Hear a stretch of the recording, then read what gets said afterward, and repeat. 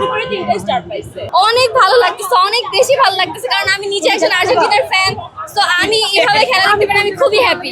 এটা তো মানুষ বলবেই, এখন ওরা তো ব্রাজিলের সমর্থকরা বিশেষ করে বেশি বলতেছে, কারণ তারা তো বালকাদের আমলে গোল মানে কাপ পেয়েছে, এখন তাদের কাছে এটা মনে হবে।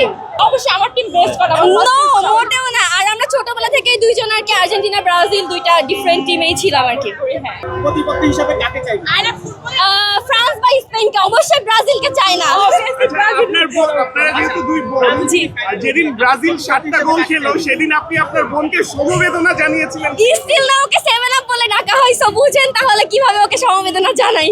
ওইটা তো অনেক আগের কথা, ওটা তো এখন বলে আসলে লাভ নেই। আমরা তো হাত দিয়ে গোল করে কাপ জিতি, 5টা তো জিতছি যখন। ইয়াকিন? হ্যাঁ অবভিয়াসলি, ও তো চুরি করে 3টা স্টার পাইছে।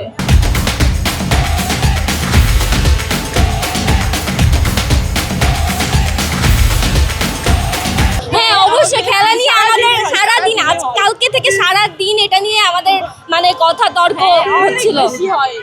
আসলে আর্জেন্টিনা হেরে যায়।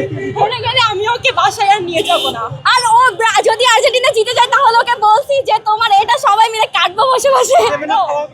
অবশ্যই অবশ্যই। কেন 7 আপ করবো? ওটা অনেক আগের কাহিনী, তখন আমার নেইমার ছিল না। দ্যাটস ওয়াই আমরা 7 আপ পেয়েছি। হ্যাঁ হ্যাঁ, সেই জায়গায় আপনার বোনকে একটু সমবেদনা জানানো। আপনারাও তার মানে আমার মতন আর্জেন্টিনা সাপোর্টার, রাইট? সবাই তাকাই থাকে।